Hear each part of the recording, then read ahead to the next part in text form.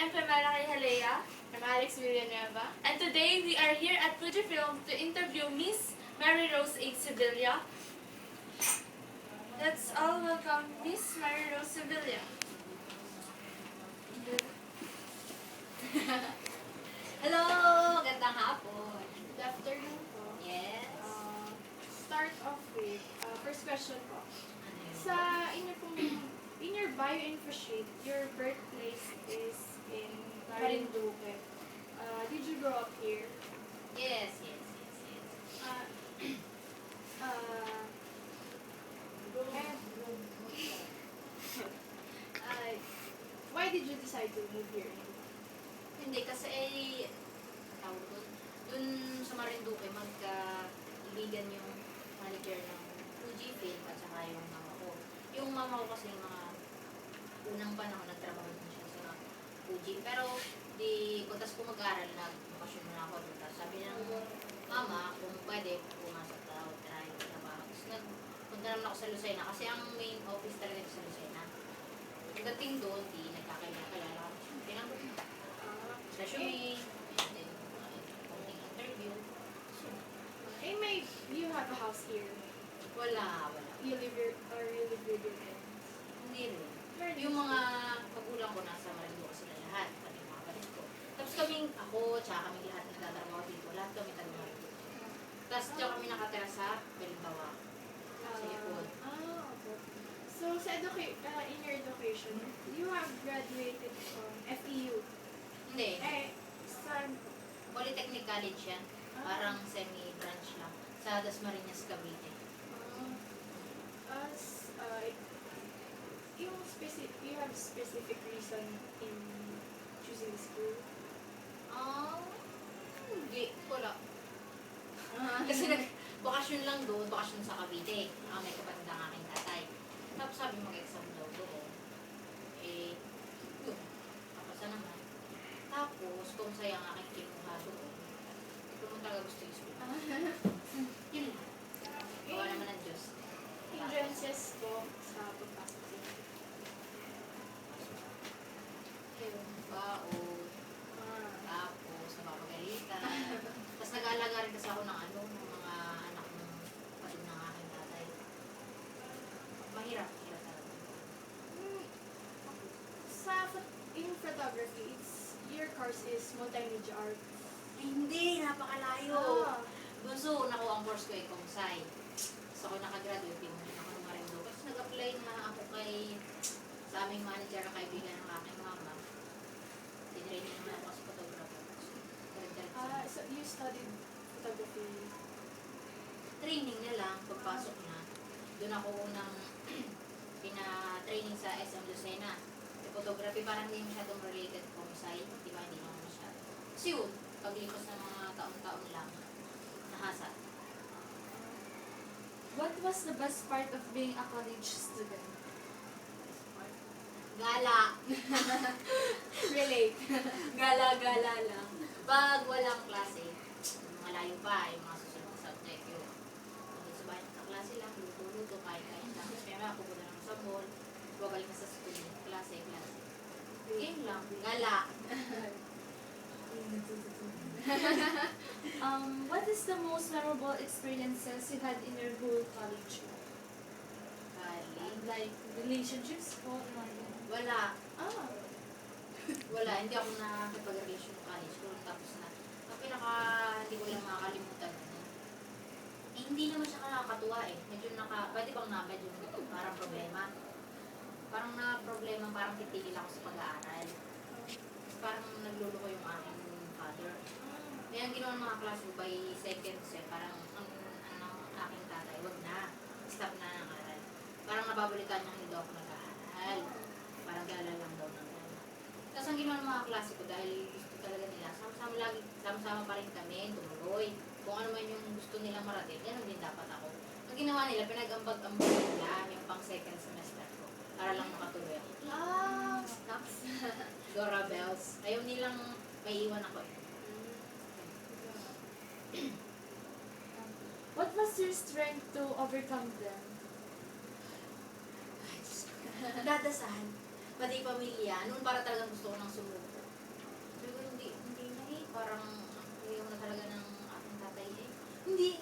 ng ano pa din sa akin, Rose. Rose, basta tuloy lang, kung ano man yung ano kami bahala, babayaran namin. Ako may sobra pa akong gayan, bibigay ko na sa'yo, basta tumuloy ka lang. So yun, magdasal ka palagi, tsaka nandun lagi sila. Pag uuwi ako sa bahay, kasama pa rin sila, parang in-encourage, bukas pasok ka ulit ha, kami bahala. Dude, yun lang. Smart. Dasal, tsaka suporta. Mabait naman. Mm-mm. Tungkol po dun sa hindi nyo pagkakaroon ng relationship ng college. Why? Eh, ang problema natin yung aking tatay. Gawa ng parang, kasi yun, sa ano, driver yun. Oh. Pag nakita ng, pag sabihin ng sumat, hindi na naman napasok, ha? Ano ba ang ginagawa mo, ha? Sabihin mo, hindi po, napasok po talaga po. Boyfriend ka naman, wala naman. Kaya parang minsan, nakaka-down na, parang gusto ko na rin naman sumuko, wala naman ginagawa ko. Kaya, wala. Mayroon. Sa text, pero hindi. Ma-MUM. Oo, gayon na. Kasi nag-aaral din siya noon. Text lang. Ayun ngayon, huhuli pa namin ba? Nag-uulit. Sino ito? Alay, hindi ka klase ko nga lang ina. Maaral na naman, ha? Gayon lang. Kasi yun, hindi talaga. Pagtapos na. Kasi yun. Now, Meron na. boyfriend. Yes. Classmate ko din ng high school. Yung namang naligaw nung nag-aaral ako ng college, classmate ko din. Kaya lang, naging kami nung tapos na. Eh tapos hindi talaga siguro yun ang plano ng Diyos. Diba? Iba ang binigay. Advices ko. Para sa pagmamahal. Opo. Diyos ko. Ano ba naman ito? Ang kulit eh. Advice, eh naku po, aral muna talaga mga kapatid ko. Tsaka, mahirap pag yung binigay mo lahat ng tiwala mo. Kasi parang noon, dahil siya, unang naligaw, parang dahil classmate ko din naman, tapos tagkabit din sa amin sa Marinduque, parang kilala mo na. Eh, tapos basta may mga bagay na naibigay mo yung pagmamahal mo, yung tiwala mo. Tapos, basta may gayon, something. Tapos pagdating, hindi rin naman pala. Sakit, sobra. Tapos malalaman mo ngayon. Eh, hindi pati, kaya naman medyo hindi pa rin ako, siguro mga 3 taon na, 3 taon na naging kami. Tapos nagkawala. So, ang masama kasi, parang sa kamag-anak ko pa rin siya, nagmahal. Minahal pa rin ng part ng kamag-anak ko. Parang magpinsan kami. Tapos parang ang katwiran naman niya ngayon, yung boyfriend mo nga ngayon, classmate din natin ng high school. Sabi, accepted ko rin. Eh, pero naman yung, ako yung minahal mo, tapos pisang huli ang kasama mo naman ngayon, medyo, alam naman, okay lang naman siguro dahil magka-classmate, magkagustuhan. Pero yung ako, pagkas ko, pisang ko naman, Medyo awkward. pero pinagpapasa Diyos ko na. Kasi masaya naman na ako. Masaya na. Hindi mo, you're 25 years old, right? Don't have any plans of marrying now. Yun, wala, pero baka next year. Next year. Kasi ay ang aking plano, magpaparal ako ng kapatid. Fourth year college na. May gayong pa. Multimedia. Sa Marinduque. Eh ang plano ko, tatapusin mo na siya. Tapos, yung aking mga BFF ngayon, nakasuportan naman. Bago man lang kita ipagpaalam sa magulang mo, bago man lang tayo magplano ng ganyan. Gusto ko lang magpatapos ng kapatid mo. Sabi, salamat naman. Pag talagang ikaw ay nagmadali, eh bahala ka. Gusto ko rin mapatapos mo na yung kapatid ko. Sabi ko ngayon sa akin. Priorities. Tsaka, wala akong tatay. Nag-iwalay ang mother ko, tsaka ang papa ko. Kaya, akong panganay, ako talaga. Parang, parang mapatapos ko lang yung kapatid ko. Parang nakatapos na ulit ako. Ilang Apat. Ako, tapos yung aking kasunod na fourth year college na gayon, Kimberloo. Tapos yung pangatlo ko na may medyo matuon, yung mato naman, babae. Tapos yung pang-apat, naging normal na. Babae na. Ganda pa. Sa profession niyo naman po, what is a typical day working here as a photographer? Medyo hindi nga photographer. Nasanay na lang. Ang pinaka, malakas. Buwan na mga October, November. So, tapos ko na yan. Tapos balaging Saturday, Sunday, mga gayko. Lalo na pag Pasko. Pero pag July, August, din pag graduation. March, April, mga ganyan. Yung malakas dito. Hey, your Fujifilm is hired as an official photographer of any school? Hindi. Hindi kami allowed dun so may manager. Di ba marami kami branch? Eh hindi naman lahat yun may-ari. Hindi naman lahat yun pag-may-ari ng manager namin sa Lucena. Iba-iba lang kasi ang may-ari. Pero hindi kami kumukuha sa taas. Hindi kami Wedding photo? Hindi rin. Hindi kami nagsiservice ng wedding, mga birthday. Hindi. Studio lang po. Studio. At saka printing. Printing shop. How do you manage your time between your family and your work? Does your work greatly affect your bonding time with your family? Focus ko, walang ka-effect-effect. Ang layo ng aking pamilya. Wala man lang. Siguro pag ano lang, pag wala masyadong gawa, hindi naman masyadong higpit dito. Silang i-text minsan. Tapos pag gagawin, meron mo silang tawagan. Diba ang out naman namin ay 9. 9:30 kung sila isip pa, pwede naman tawag. Isa-isa, pag walang gawa, text-text. Pag walang buhat, yun lang. What difficulties do you usually encounter as a photographer? How do you handle them? Ay, Diyos ko Lord, napakadami. Maliligalig ka. Minsan mga bata, pag, hindi naman, sorry naman na, pero yung mga magulang minsan, picture, ha? Pag hindi nila, pag medyo nakita yung background, o kaya pag nakita ko, parang natatakot. Picture lang. Ayun, natatakot siya, iyak-iyak na. Eh parang gusto pa ng magulang minsan, pipilitin pa rin. Pipilitin mo pa, isipilitin mo. Sige ma'am, maya-maya po ha, baka po pwedeng ibalik niyo na lang po. Kasi baka po inaanto, kung baka po nakuputo, pakainin niyo po. Kasi nagalit. Smile! Smile ka! Smile ka! Smile, pinipili!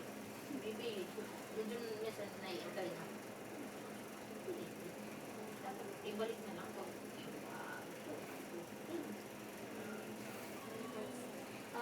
What do you think is rewarding in the life of a photographer like you? Ano daw ang ano? Ano rewarding na para sa iyo? Mga nagawa ko. Sa pagpipicture, wala namang reward din eh. Nandini ang lagi sa loob. Mabuti sana ako nga. Pwede rin. Yung reward na lang at yung miss na yung sabihin ng mga tao. Agad na siya at pag yung pinipili na sa labas. Kaya na, ini-argy pa rin na kunin lahat. Baka ganyan. Eh siya, sige po ma'am. Ayun, maraming salamat ha. Gaya nung nakaraan. May pamilya dito, madami dito. Sure, ay sabi namin sa kanila, baka hindi po kayo kasya. Kasi konti na. Di, kasya kami dyan. Kasi na bahala. Di ka mag-picture din nung nakaraang taon. Di mo na kami tanda. Sige, saka dami ng po, hindi mo tanda. Sabi ko, siya, bahala na po tayo. Ayan kayo, sabihin na. Nandun ako. Eh, kayo na po, siksikin nyo na lang po, smile. Picture na. Galing sa labas. Ayos mo pala eh. Lista. Dahil kukunin ko na rin lahat. Edit mo na laan. Sige po. Tapos kung i-edit may malalaki. Ganda naman pala. Eh, nag-iwan ang pagkain. Huwag na ho. Nay, ang pagkain. Hindi sa iyo yan. Saka sa inyong lahat. Iniwan pa doon na habol ko na. Hindi sa inyo yan ha. Salamat ha. Sa ulitin ulit. Sa sunod na taon na at kami pa ibang bansa na ulit. Parang yun lang. Kaya lang. Hindabi ko po na isang araw, nagpa-picture video. Kasama ko po siya. Opo. Alin Kaya nasa labas po ako nun. Yung sabi niyo po, sarado yung nakasmile. Opo. Naka-brown po siya na pinatanggal niyo din sa salamin. Tatay. Ay, medyo malaking tao. Opo. Nagsamang, Kasama po. ako ang nag-picture. Ano po po? Kayo. Kung ano nag-picture dyan eh. Kailangan all around. Pero kung anong July, Last week lang po ata. oo, sige, halimbawa nga ako. Ay, Tawa-tawa po siya sa picture. Ang ganda daw po. uwi na kayo na ano, dami ga. Kaya sabi ko minsan sa mga gusto, ikaw ining yun eh! Sige, siya, hindi ko na po tanda eh. Hala ko nga kung anong gabuiyaw namin. Masaya lang pag minsan, kaganda ko din ining, salamat. Yung mga gayon. Wala po kayong, plano parang kunyari your own photography. Meron, pero wala akong meron. Kasi nga nagpaparal pa ako ng mga kapatid ko. Tapos yung dito, hindi na. Ay, na-rain. Kaya Kung sa malung babae lang, wala, kulang. Kailangan ko magtipid sa mga kapatid ko pa. Na sa outside po, nag-picture ko. Para lang kung pang gusto mo lang. Hindi eh. Oo, gusto ko mag-picture sa labas. Eh, wala akong gayon. Kasi yung camera dito. Provided. Oo, ng kumpanya. Eh, pag naman, pahinga, wala din pahinga. Walang day off. Dito kami araw-araw. Gusto ko, para maiba na. Iba yung dito ka nag-picture, iba yung environment, iba pang sa iba. Oo. Eh, sa wana-wana ko dito, kakaumay na. Gusto ko naman sa labas. Oo. Eh, wala naman. Yun ang aking gusto. Makapag-picture naman sa labas. Meron niya po kami sa student activity program po namin sa school. Nag-picture po kami sa labas, mga photoshoot po. Buti kayo, mga estudyante, kami. Fix talaga dito lang sa labas. Pag hindi ka mag-resign, tapos hindi ka mag-aaral ng ikaw mismo sa labas, yun, ang option lang tapat. Yan lang. Ako, baka makita niyo pa ako hanggang next year. Ay, kontrata po. Hindi, habang buhay. Ikaw ang susuko. Wow. Pag ako yung malis bigla, baka nasa mga, ayun yung anak mo. Lakutan, Kaya gayon. Yung pag nagbukas kayo ng studio ng sarili. Alis na talaga ako. Pero pag halimbawa man bigyan ako ng chance na gayon, ang akin lang, pwede mag-picture din sa labas, tapos hindi naman kaya ng aking katawan, wala mo ng camera, tatanggap na ako ng layout. Kaya, hindi na naman puro camera na alam ko, madami na din. Kaya, saan ko ang layout ng invitation? Mga birthday, mga gayon. Photoshop. Pero bawal na, hindi pwedeng gawin dito. Kasi dito ka nagtatrabaho. Eh kung may sarili ka, hirap. If may plan po kayo na magpatayo ng studio, ba't kayo studio po? Ay, ganito din!